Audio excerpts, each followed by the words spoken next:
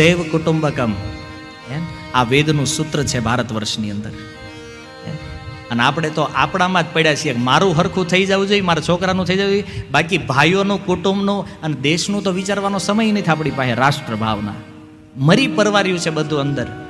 આજના લોકોમાં કેવલ એક વાત જ અંદર છે હૃદયમાં, બસ મને પેટ ભરવાનું ક્યાં મળે, ભલે કોઈનું ચોરી કરીને લઈને ગમે એ રીતે મારા ઘરે ધન આવવું જોઈએ. બસ ઈમાનદારી નામે વસ્તુ ખતમ થઈ ગઈ છે. એટલા માટે જરૂરી છે સાચું જ્ઞાન પ્રાપ્ત થાય. આ સંસાર અસાર છે, કોઈ વસ્તુ સુખરૂપ નથી. અને બીજું કહે છે દુઃખરૂપી. ગીતામાં ભગવાને કીધું દુઃખાલયમ અશાશ્વતમ. આ સંસાર જે છે ને એ દુઃખાલયમ છે. અહીંયા દુઃખ સિવાય બીજું કઈ છે નહીં. અને બધા અહીંયા સુખી થવાની દોડમાં લાગ્યા છે, સુખી થઈ જવું છે. કોણ સુખ આપશે? અહીં છે જ નહીં. જે વસ્તુ જ્યાં હોય નહીં ત્યાંથી મળે. કોરો કૂવો પડ્યો હોય ને એમાં કોઈ ડોલ નાખ જ કરે, પાણી આવશે નીકળશે? પાણી છે જ નહીં ત્યાં ભાઈ. એમ આ સંસારમાં સુખ છે. ગમે એટલા મછી લ્યો તમને હજી એમ કે આપણે એક કથામાંથી નથી સુધરી જવાનું, આપણે 10-12 કથા સાંભળો, કારણ કે આપણે તો આયોજન ચાલુ જ રહેવાના છે. બરાબર?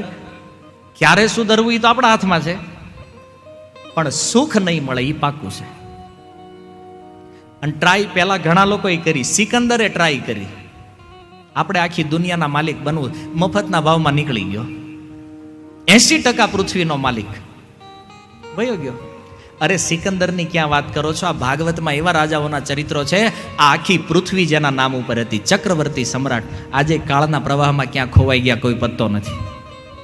આખી પૃથ્વીના રાજાઓ. અને આપણે 2 બેડરૂમ હોલ કિચન વાળા કોઈનું સાંભળતા નથી. બોલો, ઓલા આટલા મોટા લોકો હતા, એનો આજે કાળના ઓલામાં કઈ પત્તો નથી. સિકંદર, નેપોલિયન, આ તો બધા ક્યાં છે ખબર નથી. અને આપણે હવે 50-60 વર્ષ રહેવા વાળા એટલા અહંકારમાં જીવીએ છીએ કે નહીં અમે કાંઈક છીએ ને અમને ખબર પડે છે. દુઃખ સિવાય સંસારમાં કાંઈ છે ને વિમોહક. સંસારનું ત્રીજું સ્વરૂપ બતાવ્યું છે વિમોહક. વિમોહકનો અર્થ છે આ સંસારની હરેક વસ્તુ એવી છે કે આપણને ખેંચી લે છે એની બાજુ, જે જોવાને એમાં મન લાગી જાય. અહીંથી રોડ ઉપર નીકળ્યા, કઈ હારી હાડી બાળી ગયા તો કે લઈ લ્યો, ચપ્પલ બાળ્યા તો કે લઈ લ્યો, પછી એનાથી ઉપલા લેવલમાં જાવ તો મોટું બિલ્ડિંગ બાળ્યું તો કે લઈ લ્યો, હારી જગ્યા બાળી તો કે લઈ લ્યો, સારું શોપિંગ મોલ જોયું તો કે લઈ લ્યો. જ્યાં જોવો ત્યાં એટેચમેન્ટ લગાડી દે એવો આ સંસાર છે. જ્યાં ધ્યાનથી જોઈ લીધું ત્યાં મન લાગી જાય. સુતઃ કસ્ય, હે પિતા કોના પુત્ર છે? ધનમ કસ્ય, કોનું ધન છે? સ્નેહવા જ્વલતે અનિશમ, હે પિતાજી આખો સંસાર બળે છે. શું કામ બળે છે? સ્નેહના કારણે. એકબીજામાં જે પ્રેમ બંધાણો છે ને, સ્નેહ થયો છે ને, આ મારો પુત્ર છે, આ મારું ધન છે, એ સ્નેહના કારણે વ્યક્તિ રાત દિવસ બળતો રહે છે. બેઠા હોય એસીમાં તોય બળતા હોય અંદરથી. બહારથી તો બધું ઠંડુ ઠંડુ હોય, પણ અંદરથી બધું ગરમ ગરમ હોય. કેમ? બળતરા બાળે છે આ સંસાર આખો. કોઈ સુખી નથી. કોણ કોણ સુખી નથી? તો કહે છે નચ ઇન્દ્રસ્ય સુખમ કિંચિન સુખમ ચક્રવર્તીન. ન તો ઇન્દ્રને સુખ છે. બોલો, ઇન્દ્ર સુખી નથી? તો કે ના, ઇન્દ્રને સુખ નથી ભાઈ. કેમ? કોણ આક્રમણ કરીને સ્વર્ગ ક્યારે લઈ જાય કાંઈ નક્કી નહીં. બિચારા એ ભયમાં બેઠા છે, ગમે ત્યારે એટેક થઈ કે સ્વર્ગ ઉપર. અને અહીં જે બેઠા છે એ ન્યા જ આવું છે. એટલે ન્યા ભયમાં છે કે મારું કોક લઈ લે. અને આપણે અહીંયા ફોટા આવ્યા નથી. જો અહીંયા ફોટા તમારે આગળ જ છે, ઘણા નેઠે લખ્યું સ્વર્ગવાસ. આ ભાગવતમાં એ વાત સ્પષ્ટ છે કે કોઈ પોતાના પિતાના ફોટા આગળ એવું લખે ને સ્વર્ગવાસ, તો એ સ્વર્ગવાસ એને ગાળ્યું દેવા બરાબર છે. આજે આપણે લખ્યું છે ને સ્વર્ગવાસી. શું લખવું જોઈએ? ગોલોકવાસ, વૈકુંઠવાસ, એ લખવા લાયક શબ્દો છે. સ્વર્ગવાસ શું છે? જ્યાં ભોગ જ ભોગ છે, કોઈ પ્રકારનું ભજન નથી. પુણ્ય ક્ષીણ થયા પછી રિટર્ન આવશે જન્મ મરણમાં, અને બસ મર્યા એટલે ટંગાડ દેવાનું સ્વર્ગવાસ. ઈ સ્વર્ગલોક જવાની જે પૃથ્વીવાળા ઈચ્છા કરે છે ને, એનો રાજા છે ઇન્દ્ર. ગૌકર્ણજી કહે છે એને સુખ નથી, ચક્રવર્તી રાજાઓને સુખ નથી. તો આત્મદેવે પૂછ્યું, તો પુત્ર એક વાત બતાવી, સુખ કોને છે? તો કીધું સુખમ અસ્તિ વિરક્તસ્ય મુનેર એકાંત જીવિન. હે પિતાજી, આ જગતમાં સુખ એકમાત્ર વ્યક્તિને છે જે ભગવાનનો ભક્ત છે, આ સુખી છે. બાકી આખો સંસાર દુખી છે બધા. ભગતને હું ચિંતા હોય, જેનો ભરોસો સ્વયં ભગવાન હોય, એને જ બધું છોડી દેવાનું, જે થાય ભગવાન જોઈ લે. આ વ્યક્તિ સુખી છે. એટલા માટે મુંચા જ્ઞાનમ પ્રજારૂપમ. હે પિતાજી, તમે આ પુત્રનો જે મોહ છે એનો ત્યાગ કરો, અને ત્યાગ કરી અને તમે વનની અંદર પ્રયાણ કરો. ગૌકર્ણજીએ સમજાવ્યું, આ શરીર જે છે ને, હાડ માંસથી મઢવામાં આવેલી એક વસ્તુ છે. આમાં જે મમતા છે તમારી કે આ હું છું, આ દેહ મારો છે, આ શરીર હું છું, છોડી દો. તમે આત્મા છો, શરીર નથી. અને વૈરાગ્ય રસના રસિક બનો, વિરક્તિ ઉત્પન્ન કરો. અને એક વાત એમણે બહુ સુંદર કરી, ધર્મમ ભજસ્વ સતતમ ત્યજ લોક ધર્માન સેવસ્વ સાધુ પુરુષાન જહિ કામ તૃષ્ણા. આ સંસારની અંદર એક જ ધર્મ છે, ધર્મમ ભજસ્વ. ભગવાનની ભક્તિ કરવી, આનાથી મોટો ધર્મ આ સંસારમાં બીજો કોઈ નથી. ધર્મનું એક જ સ્વરૂપ છે ભગવદ ભક્તિ.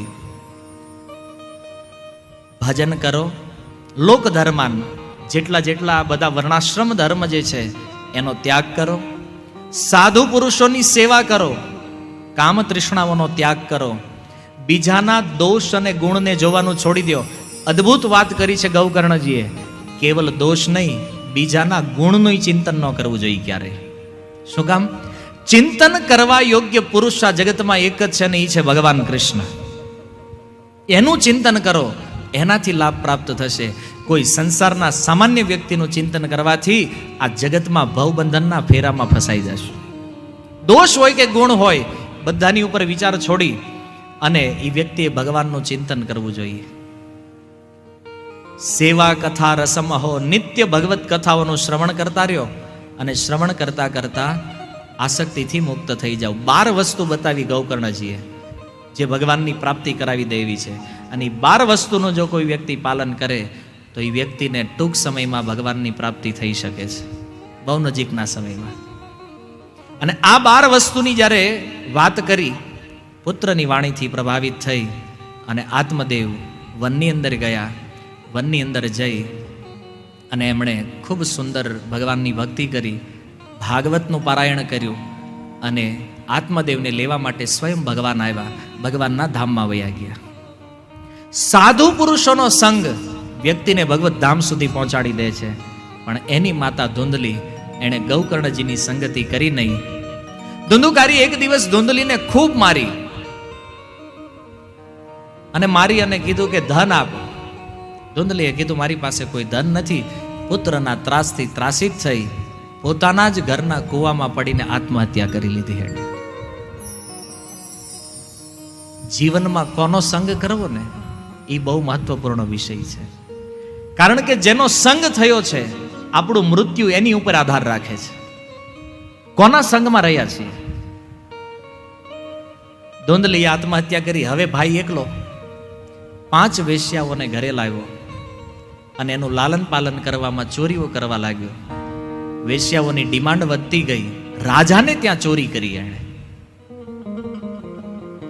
રાજાને ત્યાં ચોરી કરી. ઓલી સ્ત્રીઓએ વિચાર કર્યો કે જો રાજા આને પકડશે તો સાથે સાથે આપણને દંડિત કરશે, અને એટલા માટે એ સ્ત્રીઓએ વિચાર કર્યો કે આને મારી નાખીએ. ચાણક્ય પંડિત અને પ્રભુપાદજીએ લખ્યું છે કે સ્ત્રીઓમાં જેટલું સાહસ હોય ને એટલું પુરુષો વિચારી ન હોય, કે તોય આને અબળા કે જ. બોલો, કેટલાના ઘર ભાંગી નાખ્યા, કેટલાને હાવ ભાંગી નાખ્યા, નેવકા, તોય અબળા. અબળા નહીં, અબળા આ છે, આ તો સબળા છે.